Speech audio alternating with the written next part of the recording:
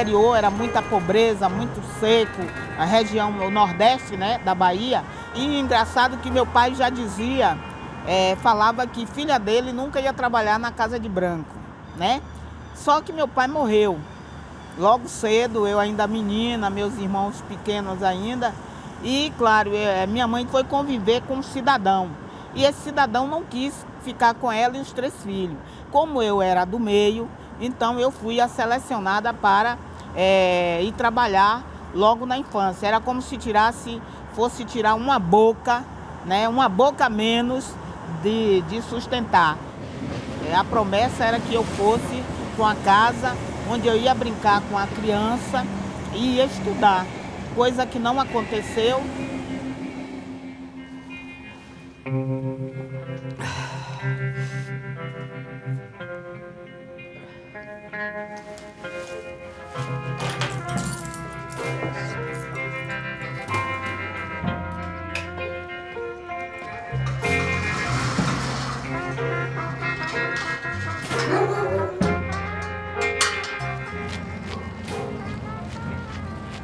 Estava separada, tinha emprego, 2 filhos para sustentar. E ela me perguntou que ela trabalhava aqui, como ela ia sair, se eu gostaria de ficar no lugar dela. Eu disse, tá, vamos fazer um teste. E daí vim. E fiquei até hoje, faz uns 12, 13 anos.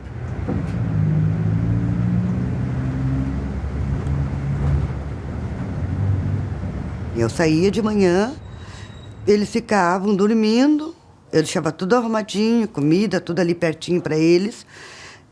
Ela, como era mais velha, aquecia, disse, olha, aquece a comida, acorda o teu irmão, se arrume, vão para a escola. Daí saíam os 2, aquele trajeto que eu fiz, descendo, pegando o ônibus. É difícil, não é fácil, né? E você tem um vizinho de coração bom que vai cuidar do teu filho, reparar o teu filho, né?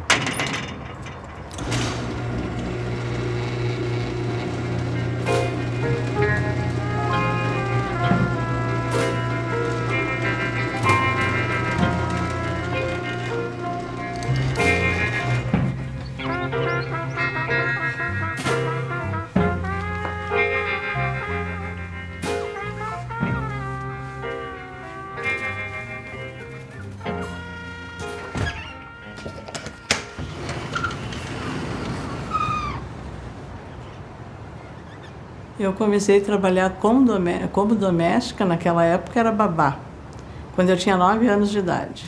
Isso fazem exatamente 54 anos. Que meu pai se matou por causa do jogo e perdeu tudo que a gente tinha. Daí a minha mãe ficou com 8 filhos, o mais velho no quartel, analfabeta. E daí o meu irmão estava no quartel e resolveu nos trazer para cá. Daí só que eram 8 bocas em casa, né? E a minha mãe não sabia se virar aqui. Então o que a minha mãe fez? A gente começou as pessoas que naquela época queriam as negrinhas para cuidar das crianças, né? Porque era assim que a gente era chamado. Isso porque antes a relação da trabalhadora doméstica com os patrões ou as patroas eram de casa grande e senzala. Os classificados para contratar uma pessoa para trabalhar dizia: precisa-se de empregada que não estude e more no emprego.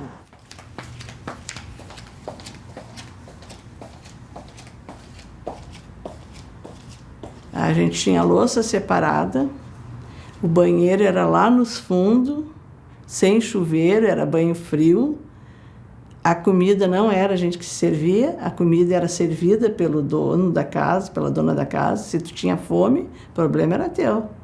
E fui crescendo, veio a adolescência e tal, e depois chegou a minha idade adulta, que eu percebia que os trabalhadores e trabalhadoras tinham direito, tinha folga aos domingos, nos feriados, tinha salário, e eu ficava me perguntando por que as domésticas não tinham direito.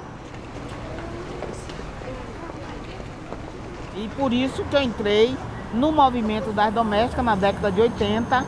E eu lembro que a minha família, que eram meus tios, tias, cada vez que eu perdi o emprego por causa do movimento, eles diziam que eu estava perdendo meu emprego por uma luta que não ia dar em nada. E eu dizia para eles, um dia vai dar.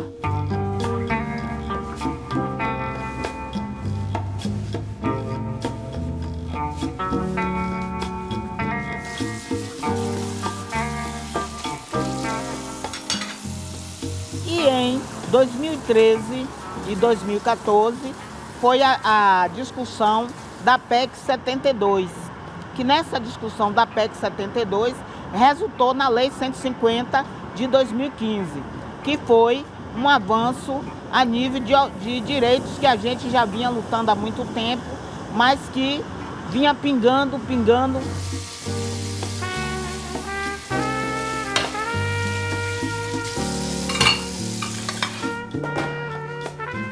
A nova lei veio sim beneficiar, porque muitos trabalhavam sem carteira assinada, muitos. Como é que eles iam comprovar na aposentadoria que eles trabalharam aquele período? Não tinha como. E hoje não, hoje em dia com a nova lei, sim, é assinado a carteira, ele tem como comprovar, ele vai poder se aposentar. As horas extras, o adicional noturno, o acidente de trabalho, o FGTS passou a ser obrigatório, porque antes era opcional, e o seguro-desemprego. Então, hoje as trabalhadoras, elas podem trabalhar e ir para a universidade, ir para a escola.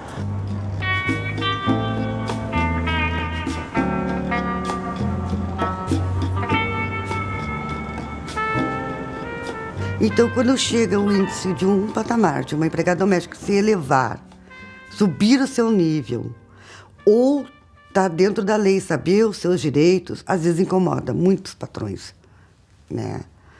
Teve amigas minhas que foram demitidas, que os patrões não queriam pagar, né? Então, muitas ficaram sem emprego. Eu conheço gente que gasta 500 numa coleira para cachorro com pedra e não quer pagar o INSS, tá? Não precisa nem ir longe, aqui no prédio mesmo. A sociedade diz que o trabalho doméstico não gera lucro para o patrão, mas a gente diz gera saúde, educação, limpeza, bem-estar e repõe a força de trabalho do outro ou da outra trabalhadora que sai para trabalhar e deixa sua casa aos cuidados de uma outra pessoa que está ali cumprindo com o trabalho, fazendo esse trabalho doméstico, né? Vi todos os netos da minha patroa nascerem. Já levei para a escolinha, já busquei da escolinha. E eles ficam loucos, todos eles chegam. Ai, Marilisa, porque eles me acham com cara de bolo. Eles acham que tem que fazer bolo para eles, né? Eu disse, tá. É bolo de chocolate, bolo disso, não sei o quê. E é aquela coisa assim, é essa convivência que a gente tem, sabe? Se tu quer uma pessoa da tua confiança, eu acho que no mínimo tu tem que dar as condições, né, para a pessoa trabalhar e ter uma dedicação.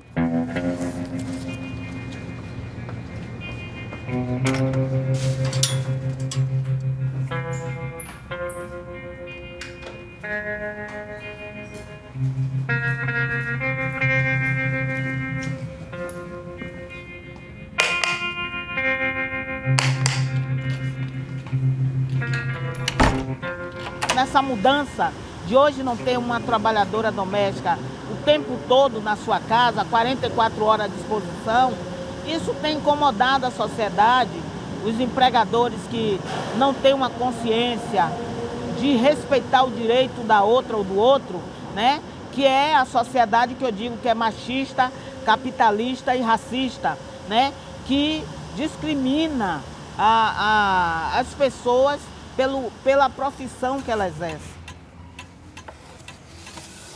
Vai levar um tempo ainda, não vou dizer que é de hoje para amanhã, ainda vai levar um tempo. Tem uma caminhada ainda aí, nesse sentido de aceitar plenamente que é uma profissão, como qualquer outro trabalho doméstico.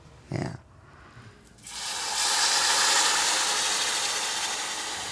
que fazer faxina? Tem que fazer faxina. Tem que limpar vidro? Tem que limpar vidro. Fazer almoço? Faz almoço. A minha rotina é essa, é como se eu estivesse dentro da minha casa, né? Claro que em casa tu fica mais descansado, tu senta, tá? Não, mas aqui eu tô cumprindo a hora de trabalho.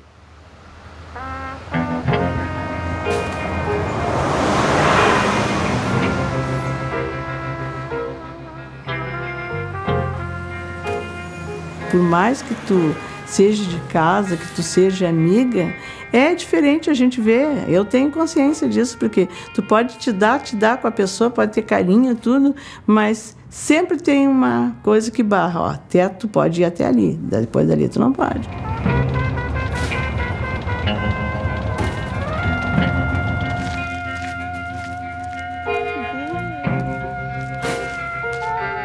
Cadê as crianças da mãe? Cadê as meninas da mãe? Eu sempre sonhei, né? E eu acho que é muito triste quando a gente não sonha. E o sonho ninguém pode tirar da gente, né? Então, eu sempre sonhei desse trabalho um dia ser reconhecido. Então, quando eu vejo hoje uma lei que proíbe o trabalho infanto-juvenil doméstico, para mim isso é a realização do sonho de ver meninas pobres e negras com condições de estudar e optar por uma outra profissão. Ela pode até ser doméstica, mas isso vai ser uma decisão dela.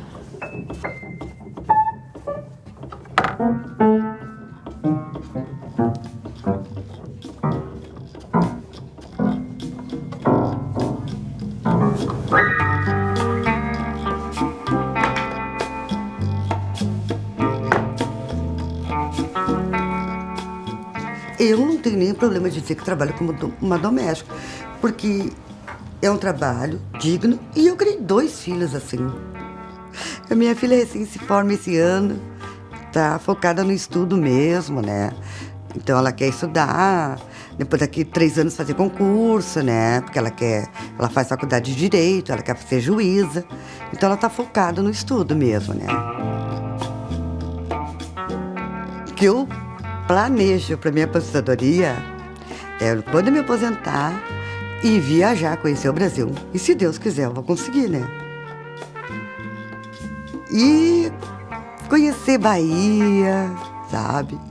Esse lugar, Rio de Janeiro. Trabalho há 54 anos, né? Eu acho que eu tenho o direito de ficar uns dias em casa. Fazer um pouco do que eu gosto, talvez volte a estudar. Ainda tenho um sonho de me formar. Não, para que essa idade não importa, não é para os outros, é para mim. É uma coisa que eu quero. Então, eu acho que é isso.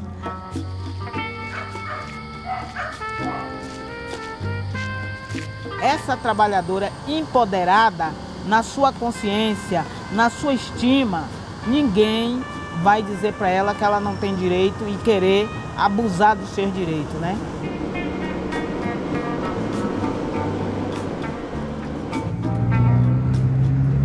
E o empregado doméstico tá estudando, tá evoluindo, tá por dentro da lei e vai brigar pelo seu direito.